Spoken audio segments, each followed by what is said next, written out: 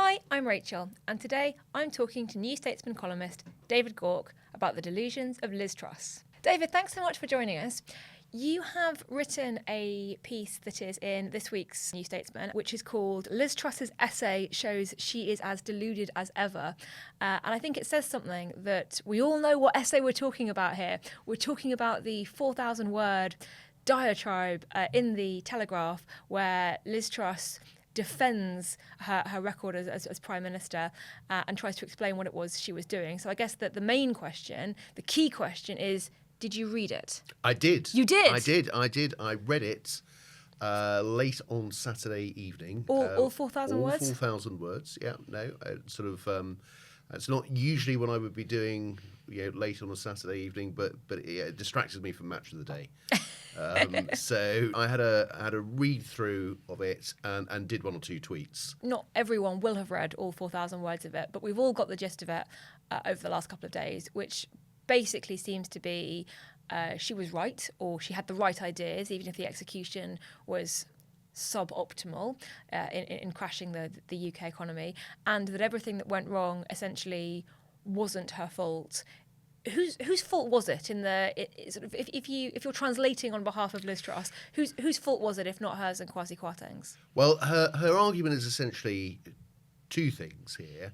One is that there is this actually phrase she doesn't use in the essay, but this sort of left-wing economic consensus that disapproved of what she was doing. The anti-growth coalition. The anti-growth coalition. Again, she doesn't use that phrase, but I suspect it's the similar types of people. And then she has also got this argument that she wasn't properly warned about LDIs, these liability-driven investments, which caused more market turmoil, in her view, than would otherwise have occurred.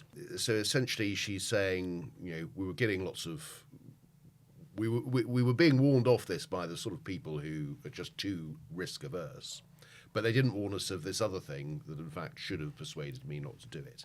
So there's a little bit of a contradiction there. But so she feels that she didn't... there is this sort of fragility within the system because of LDIs, and there's some truth in that. And that wasn't brought to her attention. But generally, the economic consensus all conspired against her. And what is quite remarkable about this is, for someone who professes to be a big fan of markets, she's essentially saying the markets were wrong. Here we are, we want to borrow vast sums of money from people because we're running very big deficits and we've got deficit-financed tax cuts. And now these pesky people who we want to borrow from have got an opinion on our economic policy and they don't like it. So she's clearly fairly bitter about that. And feels that everybody was against her and they just didn't understand that given time, her tax cuts would have delivered such magnificent growth that we had nothing to worry about. Which is interesting because even economists from her wing of the free market conservative school of thought were saying at the time and certainly immediately afterwards that they believed that she had the right policies, but that you have to explain how it's all going to work. And if you want to do massive tax cuts, you also have to explain how they're going to be funded and where the supply side reforms, which she said were definitely coming, how that was all going to play out. Do you think there's sort of any acknowledgement in that camp that believes fundamentally that the direction, the agenda, that all of that was right, but that the communication of it was wrong? And did she understand that at all, that there's a kind of big gap if the people who, as you say, you would like to lend you lots of money, fundamentally don't understand how your very clever plan fits together? Well, she certainly acknowledges mistakes in terms of communication, but she's not terribly precise as to what communication mistakes were made. She talks about the fact that she, rather than going to the UN General Assembly, she should have stayed behind and finessed the communication of the budget measures, although it's not entirely clear that she would have brought huge amount of value to that. I'm interested in how that would have helped, having Yes, watched exactly. her broadcast rounds. Yeah, I'm not entirely sure that she would have had the magic formula as to how you could have made this suddenly very persuasive. But there's a sort of fundamental problem here, which is most economists and the people in the markets are sort of a bit sceptical that there's an automatically positive response to every tax cut. What she thinks is a kind of soggy consensus that is risk averse and so on is just kind of where most of expert opinion is in this area, and we can have arguments about maybe cutting one tax will be more beneficial than another and so on, and there will be genuine differences of opinion, but you kind of have to operate in the world as it is. You have to operate with the markets as they are. And there just seemed to be a sort of sense that you could ride roughshod over that. I think what she would also say is, look, if it wasn't for LDIs, yes, there would have been some market turmoil, but then it would have settled.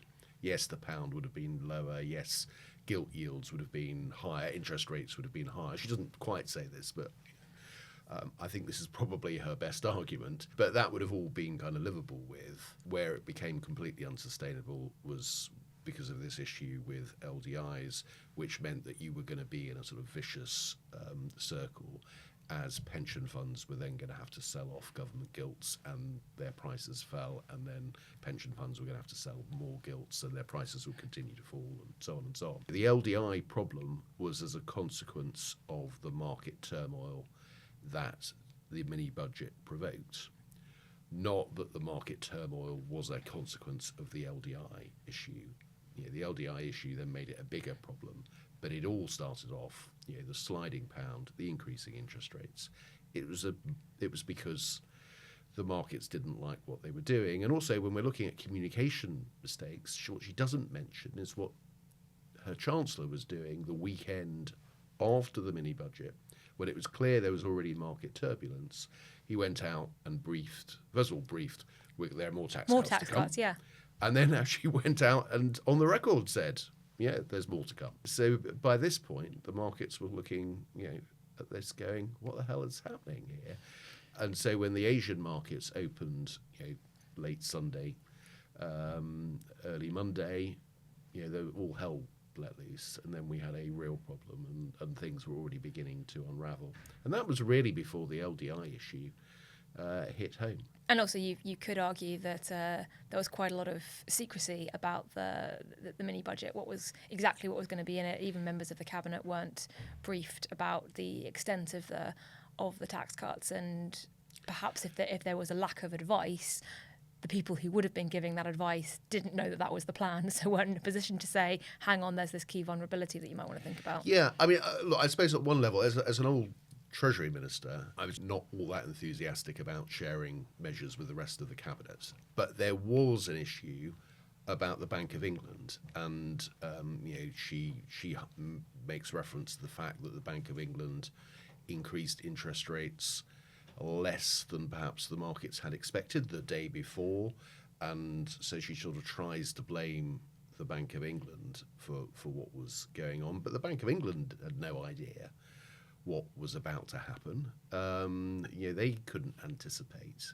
that Kwasi Kwarteng was going to go further than the markets had anticipated. And so, in those particular circumstances, there probably was a need to sort of communicate to the bank.